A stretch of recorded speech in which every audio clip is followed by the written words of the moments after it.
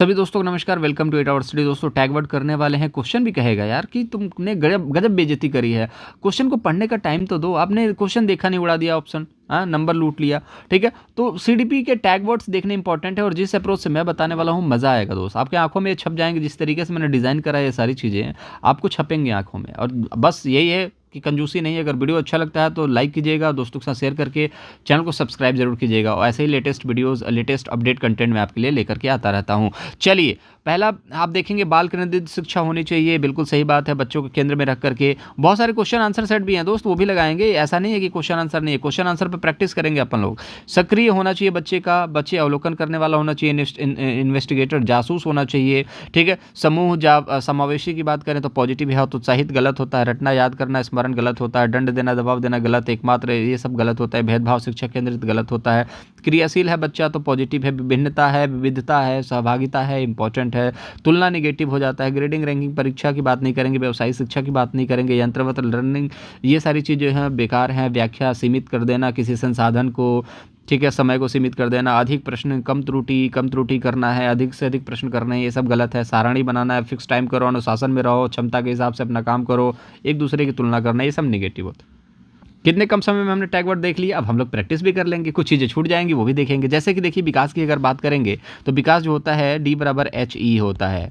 ठीक है, H into E, heredity into environment, तो याद रखिएगा। दूसरी चीज़ ये होती है, ये एक दूसरे के पूरक होते हैं। ये दोनों होंगे तभी विकास होगा। अगर ये नहीं होगा तो ये नहीं होगा, ये नहीं हो पाएगा। और इन्वायरमेंट नहीं होगा तो शरीर अच्छा खासा है, अगर आपको वैसा इन्वायरमेंट नहीं मिल रहा है तो अब वही है, ठंड में अगर आपको कंबल ना मिले, अच्छा इन्वायरमेंट ना मिले, मतलब कि अच्छा हीटर वीटर ना मिले, तो आपका कोई मतलब नहीं बनता, आप तो ठीक ठुट जाओगे वहाँ पर। ठीक है, दूसरी बात करेंगे, सर से लेकर के पाँव तक की बात की जाती है। विकास होता है तो उसको शीर्षोमुखी कहते हैं। और नाभि से लेकर के, कहने का मतलब है सेंटर से लेकर के बाहर की तरफ अगर जाता है तो उसको हम लोग अधोमुखी कहते हैं। ठीक है, तो इस चीज़ को याद रखिएगा। अब यहाँ पर सवाल ये बनता है कि बाल विकास के संदर्भ में कौन सा कथन सही है। तो विकास जो है शरीर के केंद्र से होकर के बाहर की तरफ जाता है, बिल्कुल फैक्ट है। बाल विकास जो है आनुवांशिकता से प्रभावित नहीं होता, बहुत ज़्यादा प्रभावित होता है। ऐसे क्षेत्र में विकास, अन्य क्षेत्रों में विकास, जो क्षेत्रों के विकास पर प्रभाव नहीं पड़ता है, बिल्कुल गलत बात है। विकास पड़ता है यार। जैसे कि मान के चलो कि किसी भी क्षेत्र की अगर हम बात करें, ऐसे क्षेत्रों में विकास का अन्य क्षेत्रों के विकास पर प्रभाव नहीं पड़ता, बिल्कुल पड़ता है यार। बाल विकास का संदर्भ हर क्षेत्र में पड़ेगा, ठीक है ना। विकास पूर्णतः संज्ञानात्मक होता है, ऐसा नहीं है। संज्ञानात्मक नहीं, भावात्मक सारी चीज़ें होती हैं विकास के अंदर। ठीक है, सिर्फ संज्ञान नहीं होता, भावात्मक भी होता है, संवेगात्मक भी होता है, बहुत सारी चीज़ें हैं। चलिए, एक सवाल आ गया। मैंने बोला केवल मात्र ही नेगेटिव होते हैं, तो यहाँ पर देखिएगा बच्चों में विकास किससे प्रभावित होता है? केवल वातावरण से, केवल आनुवंशिकी से, ये गलत हो गया। दोनों, बिल्कुल दोनों से प्रभावित होता है। चलिए, क्वेश्चन को टैकल करना सीखेंगे। एक प्रगतिशील कक्षा में क्या होना चाहिए? केवल यहाँ पर आ गया तो गलत हो गया। देखिए, निगेटिव निकलना स्टार्ट हो चुके हैं। अधिगमकर्ताओं की जो व्यक्तिगत भिन्नताओं का सम्मान करना विभिन्नताओं का। देखिए, विभिन्नता हमने बताया था, विविधता, विभिन्नता ये इंपॉर्टेंट है, सामूहिकता इंपॉर्टेंट है। अंक ओरिएंट, मतलब कि अंक, ग्रेड, नंबर, ये सारी चीज़ें गलत होता है। अधिगम के व्यवहारिक सिद्धांत पर आधारित है, ऐसा नहीं है। व्यवहारिक सिद्धांत से प्रगतिशील कक्षा का कोई मतलब नहीं बनता।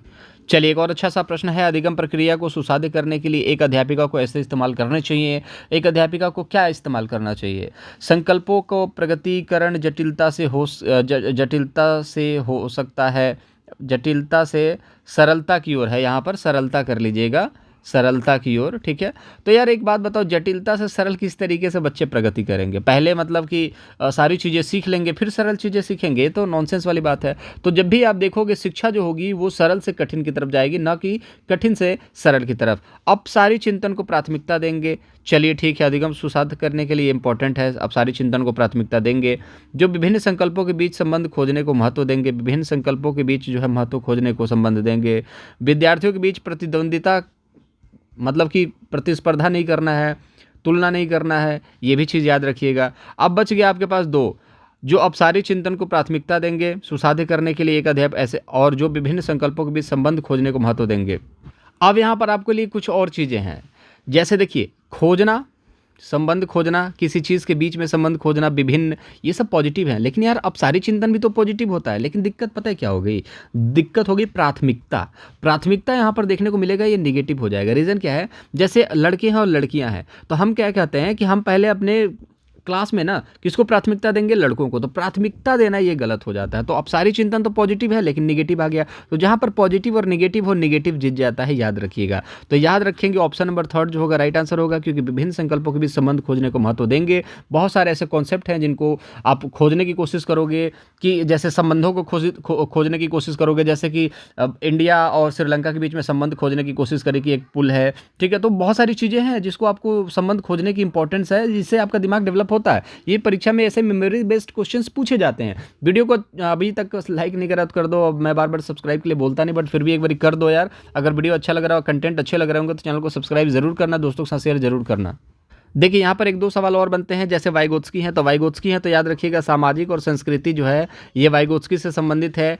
पाड़ जहाँ पर आ जाए वो वाइगोत्स्की से संबंधित है, संस्कृति जो है वो वाइगोत्स्की से। पियाजे जहाँ पर आ जाए संज्ञानात्मक विकास संबंधित है। मूर्त अमूर्त ये सारी चीज़ें पियाजे से संबंधित हो जाती हैं। दूसरी बात इंद्रिय गामक जो है आपका पूर्व संक्रियात्मक, ये सारी चीज़ें आपके पियाजे से संबंधित हो जाती है। कोहलबर्ग से नैतिक तर्कणा जो है कोहलबर्ग से संबंधित हो जाता है, नैतिकता संबंधित हो जाता है, गुड बॉय गुड गर्ल संबंधित हो जाता है, दंड और पुरस्कार संबंधित हो जाता है। इस चीज को याद रखिएगा, ठीक है।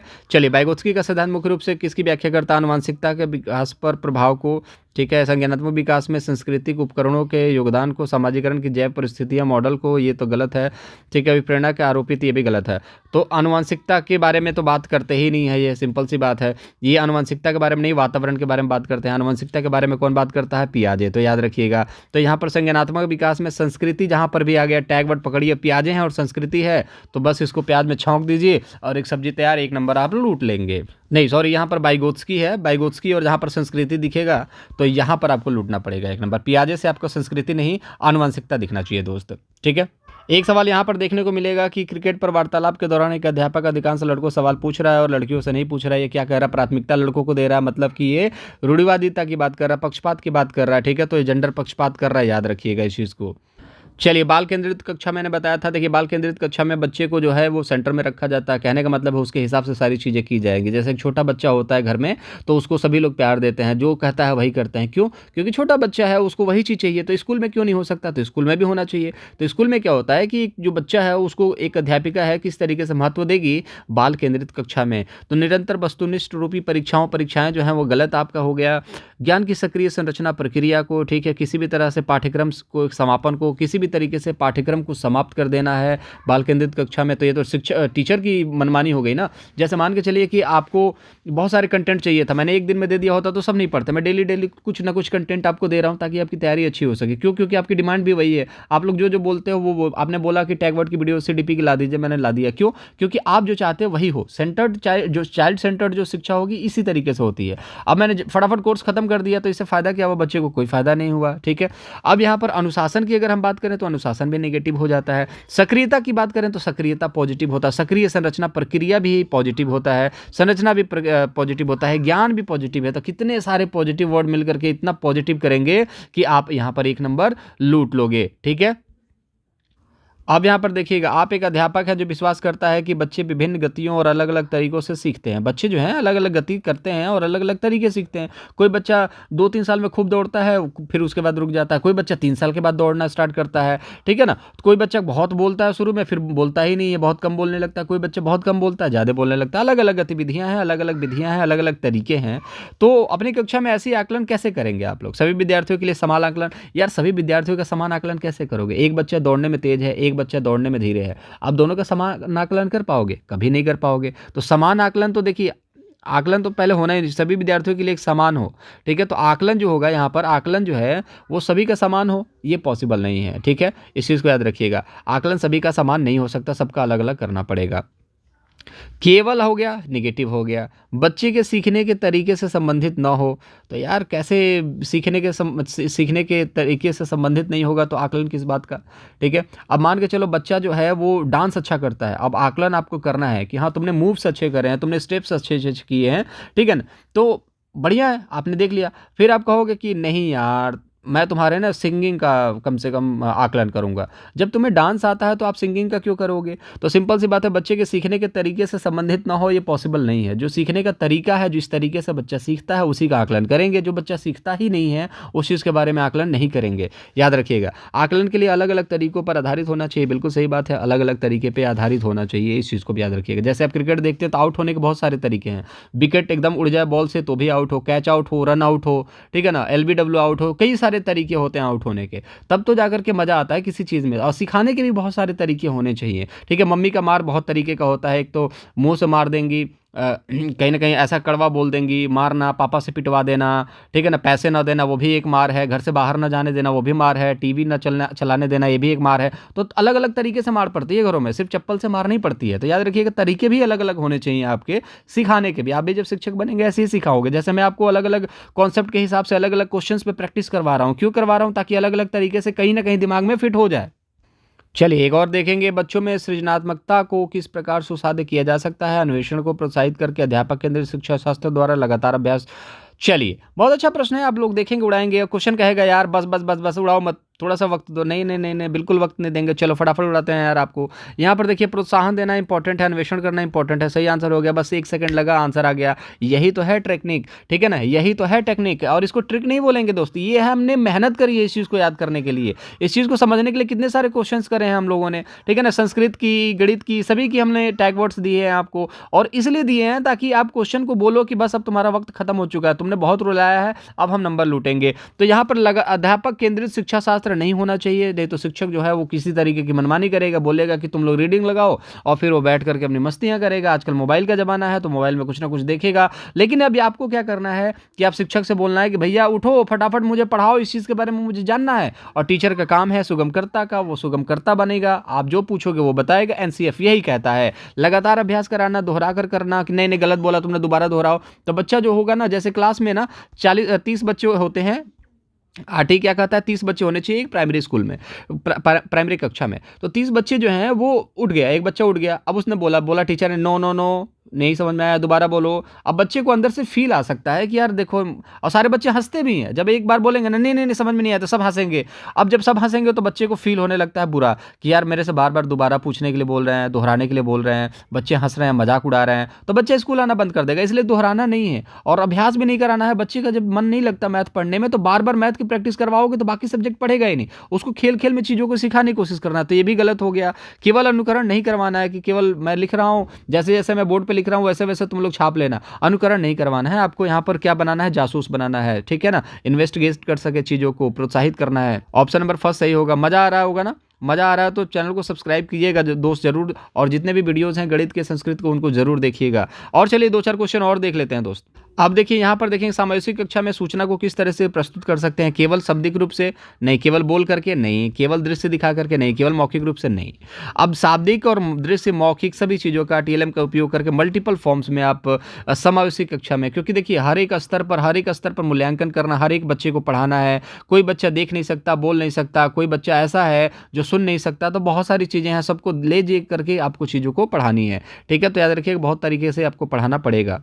चलिए मैंने आपको एक और प्रश्न कराया, शिक्षा की समकालीन नीतियों के अनुसार दिव्यांग बच्चों की शिक्षा के लिए कौन सा मॉडल सुझाया गया है? तो केवल व्यावसायिक शिक्षा, मैंने बोला व्यावसायिक शिक्षा गलत है, केवल गलत है। समावेशी शिक्षा पॉजिटिव है। अलगावी शिक्षा मतलब कि अलग अलग बैठा करके शिक्षा। सम्मिलित एकीकृत शिक्षा ये भी गलत है, इस चीज़ को याद रखिएगा। तो बच्चों के लिए एकीकृत की व्यवस्था नहीं करेंगे। कहने का मतलब है कि दिव्यांग के लिए अलग से पता चले कि अलग से एक कमरा बना दिए जिसमें 2 ही बच्चे आकर के बैठेंगे, तो बच्चे क्या सीखेंगे? इंटरेस्ट से ना टीचर पढ़ा पाएगा ना बच्चे पढ़ पाएंगे, ठीक है? बच्चों का मन ये भी करता है कि हम बाकी बच्चों के जैसे बैठ करके पढ़ें। तो याद रखिएगा, इनको समावेशी कक्षा में बिठाया जाता है, इनको भी सेम ट्रीटमेंट देने की बात की जाती है। जैसा सर बच्चा है वैसा ये भी बच्चे हैं, इनको लिए स्पेशल ट्रीटमेंट नहीं देना है, इनके साथ सहानुभूति नहीं दिखानी है। जो बच्चे जिन बच्चों के साथ, क्योंकि सहानुभूति दिखाने का मतलब ही नहीं ना, ऐसा थोड़ी है कि मारना है। मारने पर तो बंदिशें लगी हुई हैं, किसी बच्चे को मार नहीं सकते, पीट नहीं सकते। तो सहानुभूति ये बचता है, बेटा कोई बात नहीं, अपने जीवन में कुछ कर लो, 2 पैसे कमाने की कोशिश करो। ऐसा नहीं बताना है कि 2 पैसे कमाने के लिए कुछ कर लो, तुम कुछ ना कुछ कर ही लोगे, ऐसा नहीं करना है। बच्चों को पढ़ाना है और तरीके से पढ़ाना है, जैसे सभी बच्चे को आप पढ़ाते हैं।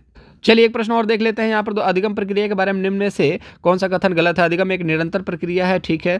चलिए अधिगम प्रयास में त्रुटियां और गलतियां अप्रासंगिक है, नहीं। कहने का मतलब क्या है कि त्रुटियों और गलतियों के बारे में देखिए हमने बात करी थी, त्रुटियां और गलतियां जो है ये पॉजिटिव है, ठीक है, तो ये होनी चाहिए, तो ये अप्रासंगिक लिख दिया ना, तो ये गलत हो गया, ठीक है। तो याद रखिएगा त्रुटियों और गलतियां इंपॉर्टेंट है, इनसे बच्चे सीखते हैं, ये पॉजिटिव है, लेकिन त्रुटियां और गलतियां अप्रासंगिक है, मतलब कि रिलेटेबल नहीं है, ऐसा नहीं है, ये रिलेटेबल है। अधिगम प्रक्रिया में गलतियां करोगे तभी सीखोगे, अगर गलतियां नहीं मानने हैं तो फिर बच्चा सीखने जाएगा ही नहीं। मैं बोलूंगा क्वेश्चन का आंसर दो, अगर क्वेश्चन का गलत आंसर हुआ तो आपको 100 रुपये देना पड़ेगा, कोई आंसर देगा? कोई नहीं देगा। इस चीज को याद रखिएगा, गलतियां होंगी, बच्चे सीखेंगे। अधिगम व्यक्तिगत एवं पर्यावरणीय कार्यों पर आधारित है, ठीक है, व्यक्तिगत पे है और पर्यावरणीय कार्यों पर आधारित है, ठीक है। अधिगम सक्रिय, देखिए यहाँ पर आप देखेंगे अधिगम व्यक्तिगत एवं पर्यावरणीय कार्यों पर आधारित है, बिल्कुल ये भी सही। अधिगम सक्रिय रूप से होता है, अनुक्रिय रूप से नहीं, ठीक है, तो निष्क्रिय रूप से नहीं, यहाँ पर सक्रिय होगा, सक्रिय रूप से होता है, निष्क्रिय रूप से नहीं, तो याद रखिएगा ऑप्शन नंबर 4 भी सही है। तो कौन सा गलत है? तो याद रखिएगा अधिगम प्रक्रिया में त्रुटियां एवं गलतियां अप्रासंगिक हैं, ये गलत है, ऑप्शन नंबर 2 राइट आंसर होगा। तो आई होप बहुत सारे इंपॉर्टेंट क्वेश्चन हम लोगों ने डिस्कस करे और सारे टैग वर्ड्स भी डिस्कस कर लिए। इसके बाहर परीक्षा में नहीं पूछता दोस्त, इतना कर लोगे काम आसान हो जाएगा। बाकी मैंने जो सेट आपको करवाए हुए हैं वो सेट सारे देख लीजिएगा। सीडीपी के और क्वेश्चंस हम लोग डेली बेसिस पर 30 क्वेश्चंस करेंगे और उसमें भी टैग वर्ड का इस्तेमाल करेंगे। तो ऐसा नहीं टैग वर्ड का काम खत्म हो गया, टैग वर्ड का काम इतना खत्म हुआ है कि आपने चीज़ों को देख लिया, नज़र मार लिया, अब उस पर प्रैक्टिस करोगे। Practice man perfect, man also, आप सभी लोग परफेक्ट हो जाएंगे और नंबर लूट करके आएंगे। तो मुलाकात अगले वीडियो में करेंगे। जाते जाते आपको पता ही है कि लाइक कर दीजिएगा, शेयर और दोस्तों को सब्सक्राइब जरूर कीजिएगा, सॉरी दोस्तों के साथ शेयर कीजिएगा, चैनल को सब्सक्राइब कीजिएगा।